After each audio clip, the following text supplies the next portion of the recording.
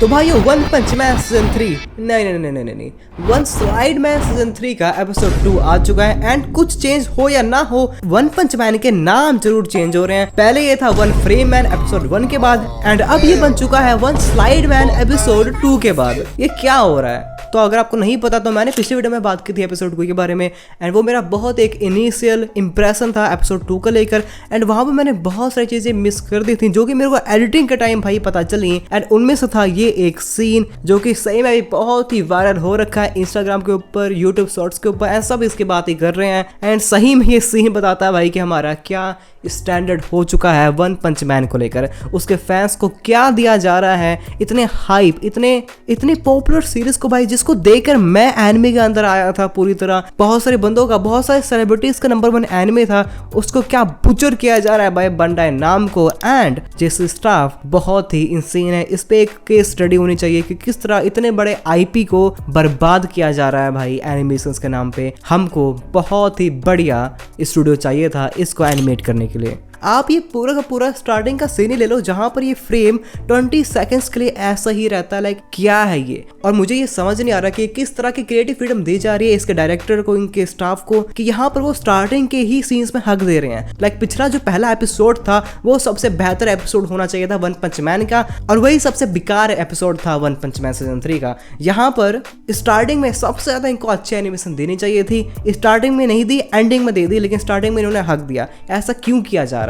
तो भले ये एपिसोड पहले वाले एपिसोड से बेहतर था, अभी भी ये कोई नंबर 1 टॉप एनिमे नहीं है। एंड अगले एपिसोड में जो होने वाला है वो उसको पूरी तरह डिसाइड करेगा, क्योंकि अगले एपिसोड में हमको दिखाई देगी इसके बहुत ही माइंड ब्लोइंग हेंटाई डायरेक्टर की डायरेक्टिंग इन एक्शन सीन्स। अब मुझे बहुत सारे बंदे ये भी कह रहे थे, एंड ये बहुत डिबेट हो रही है कि भाई क्यों जज किया जा रहा है इस डायरेक्टर को ऑन हिज प्रीवियस वर्क। और ऐसी कोई बात नहीं है। देखो यार, यहाँ पर हम वन पंच मैन की बात कर रहे हैं। ऑफ कोर्स यहाँ पर एक ऐसे एक्शन पैक्ड एनिमे को जब हम देखते हैं तो हम ऐसे इमेजिन करते हैं कि इसका जो डायरेक्टर होगा वो बहुत ही एक प्रोफेशनल या एक्सपीरियंस वर्कर होगा। हेंटाई डायरेक्टर को लाना इस एनिमे के ऊपर काम करने के लिए, एंड उसका कोई भी प्रीवियस वर्क नहीं है। उसने बोला है, उसने एडमिट किया कि भाई ये मेरा पहला एक्शन एनिमे है, ये मुझे समझ नहीं आ रहा। एंड वो हमको पता चल रहा है। मुझे लग रहा है कि भाई यहाँ पर एनिमेशन भले ही जिस तरह बढ़िया कर ले, फाइटिंग्स की डायरेक्टिंग बहुत ही बुरी होने वाली है। बहुत सारे सीन में ये सीन आप देख लो जहाँ पर कैसे बहुत ही एकदम से कट लिया जाता है।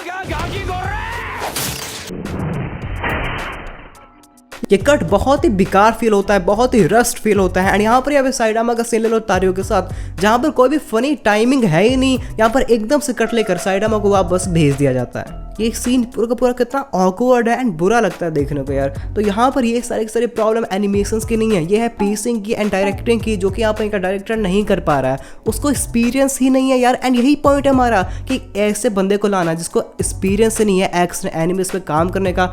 सीधा ही आप इतने बड़े आईपी उसको दे रहे हो, वन पंच मैन दे रहे हो उसको, ये जस्टिफाइबल नहीं है। ये एक क्रिटिसिज्म का पॉइंट है एंड रहना भी चाहिए। आई मीन यहाँ पर एनिमेशंस का इतना बुरा हाल है भाई कि यहाँ पर एक वॉक साइकिल, एक चलने का सीन भी ये बना नहीं पा रहे भाई। कहीं ट्रेसिंग कर लो, कहीं से उठाकर डाल दो, कुछ कर लो भाई। ये कितना गंदा वॉक साइकिल का सीन था गारो का। सेकंड, यहाँ पर इसके कुछ सीन्स बहुत ही बढ़िया ड्रॉ किए जाते हैं, जैसे ये वाला सीन गारो का। भाई गारो यहाँ पर लग रहा होता है बैड एस, बहुत ही रवि कुमार टाइप बंदा, लेकिन देन ये वाला सीन देखो एंड देन ये वाला सीन देखो, गारो लगता ही नहीं कि गारो है। ऐसा लगता है यार कि कहीं बाहर कोई बहुत ही माइंड ब्लोइंग, बहुत ही सुपीरियर आर्टिस्ट को आके ड्रॉ कर रहा है, वो अपने बच्चे को पकड़ा देता है पेंसिल, भाई तू ड्रॉ कर अब, एंड वो ड्रॉ करने लगता है। इतना डिफरेंस क्यों हो जाता है अचानक से सीन्स के अंदर, मुझे समझ नहीं आता। साइटामा का फेस देखो, यहाँ पर ऐसा लग रहा है कि ये साइटामा है, नहीं भाई साइटामा तो नहीं है। ये फुबुकी का फेस देखो, यहाँ पर हर एक फ्रेम के साथ बंदों के फेसेस ही चेंज हो रहे हैं यार। एंड साइटामा जैसा सिंपल फेस पे इनसे सही से बन नहीं रहा है, बहुत बुरा हाल कर रखा है। आई होप कि 12 मतलब अभी भी 8-10 एपिसोड पड़े हुए हैं,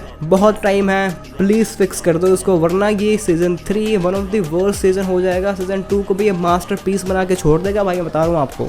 ये था मेरा रैंट, लेकिन अब यहाँ पर हम बात कर लेते हैं एपिसोड 3 का प्रेडिक्शन और यहाँ पर क्या क्या होने वाला है। तो सबसे पहले यहाँ पर मैं बता दूं कि जैसे मैंने कहा था कि 80 पेजेस से जैसे स्टाफ करता लगता है पेसिंग बहुत ही स्लो है। एंड यहाँ पर इस 2 चैप्टर्स में 100 पेजेस थे, तो यहाँ पर 80 पेजेस को ही कवर किया गया है। मतलब यहाँ पर जो 88 चैप्टर है उसको पूरी तरह कवर नहीं किया गया है, उसके बहुत सारे पेजेस अभी रह चुके हैं between zombie man and doctor Janus. अब यहाँ पर देखने वाली बात होगी कि क्या पूरे के पूरे चीजों को डिटेल में बताया जाएगा कि नहीं, क्योंकि यहाँ पर डिटेल्स बहुत ही जरूरी होते हैं वन पंच मैन के फ्यूचर को लेकर। एंड सेकंड, यहाँ पर बहुत सारी बातें होती हैं, बहुत ही लंबी कन्वर्सेशन होते हैं दोनों के बीच में, तो ये देखना होगा पहले बात हमको। दूसरा, इसके बाद जो एपिसोड है जिसका नाम है हॉट पॉट 89 चैप्टर, अब उसमें से कितने सारे पेजेस को कवर किया जाएगा, क्योंकि यहाँ पर इस चैप्टर के अंदर भाई अलोन 100 पेजेस होंगे। एंड अगर यहाँ पर जेसी स्टाफ इस पूरे के पूरे दोनों चैप्टर को कवर नहीं कर पाए 88 एंड 89, तो भाई मैं बता रहा हूँ आपको, जो मैंने एंटी क्लाइमैक्स की बात की थी ना, जहाँ पर साइटोमा एंड रोची की फाइट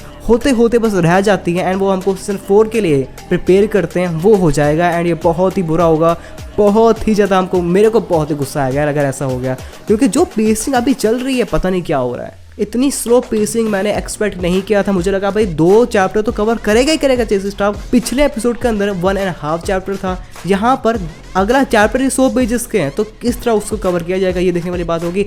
एक जो बढ़िया बात है कि इसमें बहुत सारी चीज़ें हैं, बस कॉमेडिक एंड कन्वर्जेशंस, तो यहाँ पर कट किया जा सकता है। अब देखते हैं कि कैसे कट करेगा जेसी स्टाफ, बढ़िया बढ़िया डिटेल्स को ना मिस कर दें।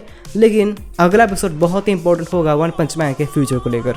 लेकिन इसके अलावा भाई यहाँ पर मैं एक चीज़ ऐड करना चाहूँगा जो कि जेसी स्टाफ के फेवर में है, एंड यहाँ पर हम उसको क्रिटिसिज्म बहुत दे रहे हैं, लेकिन यहाँ पर ये चीज़ हम मिस नहीं कर सकते हैं, एंड वो है इसका आर्ट डायरेक्शन। जहाँ पर मुझे इसकी कंपोजिटिंग, कलर्स बहुत ही अच्छे लगे हैं। आई थिंक वही एक सेविंग ग्रेस है इस पूरे के पूरे सीजन के अंदर, जो कि रहेगी भी। यहाँ पर इसके जो भी सीन्स है, जैसे ये वाला सीन जहाँ पर गारो ऐसे वॉक कर रहा होता है, ये भी बहुत बढ़िया सीन है यार। यहाँ पर आप पीछे देख पा रहे होगे, इवन सीजन 1 के अंदर जो चीज़ लैकिंग थी वो यही था, जहाँ पर बड़े बड़े सिटीज़ के सीन को बहुत ही प्योरली डिज़ाइन किया गया था, लेकिन यहाँ पर ये नहीं है। कंपोजिटिंग बहुत ही अच्छी की है यहाँ पर जेसी स्टाफ ने अंदर, इसमें कोई भी शक की बात नहीं है। बस एनिमेशन में एंड डायरेक्टिंग में बहुत ही बुरा हाल हो रहा है इनका, पेसिंग में तो बहुत ही बुरा हाल हो रहा है। एंड वो एक नंबर 1 क्रिटिसिज्म का पॉइंट बन रखा है, जिसके बारे में मैंने एपिसोड 1 में बात कर दी थी भाई कि हाँ इसकी पेसिंग बहुत ही बुरी है। तो ये हो रहा है वन पंच मैन को लेकर, मार्केट के अंदर इतना हल्ला मच रखा है। जो हाइप थी इसकी, जो हाइप बना रखी थी हमने पीवीस को लेकर, लाइक आप समझ रहे हो उसकी हाइप कितनी, ट्रेलर आया ही नहीं है,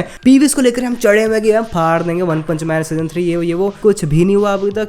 10 एपिसोड पड़े हैं आने, आई होप ये अपने आप को बचा लें, उसमें फाइटिंग अच्छी कर दे। मैंने बोला कि मुझे फाइटिंग में लग रहा है एनिमेशन सही कर देंगे, बहुत सारे बंदे प्रेडिक्ट भी कर रहे हैं कि सारे के सारे पैसे जा रहे हैं फाइटिंग के लिए, वो अगले एपिसोड में हमको पता चल जाएगा। मेरा यहाँ पर मेन प्रॉब्लम है डायरेक्टिंग को लेकर, डायरेक्टर इनका हक देगा मुझे लग रहा है, वो ना हो बस कोई बड़े डायरेक्टर को भाई दे देंगे इस सीन की भाई तू कर ले, ये मैं नहीं कर रहा। ये ऑलरेडी एक one of the worst rated show बन चुका है। मैं तो यही चाहता हूँ यार कि वन पंच मैन का फैन हूँ मैं, आप भी हो, ये बच जाए, इसके सारे के सारे सीन्स एनिमेशन दोबारा सही हो जाए एंड ये बहुत ही पॉपुलर एनिमे बन जाए। तो यस यार, ये थी पूरी की पूरी वीडियो। आई होप आपको वीडियो बहुत ही अच्छी लगी हो, आपको पसंद आई हो। अगर आई है तो प्लीज़ लाइक कर देना, इस वीडियो को सब्सक्राइब कर दो मेरे चैनल को। यार 15K सब्सक्राइबर तक हम पहुँच ही चुके हैं, मैं नहीं बोलता हूँ आप करते नहीं हो, प्लीज़ कर दो। एंड अब मैं मिलूंगा आपको अपनी अगली वीडियो में, please take care of yourself and bye.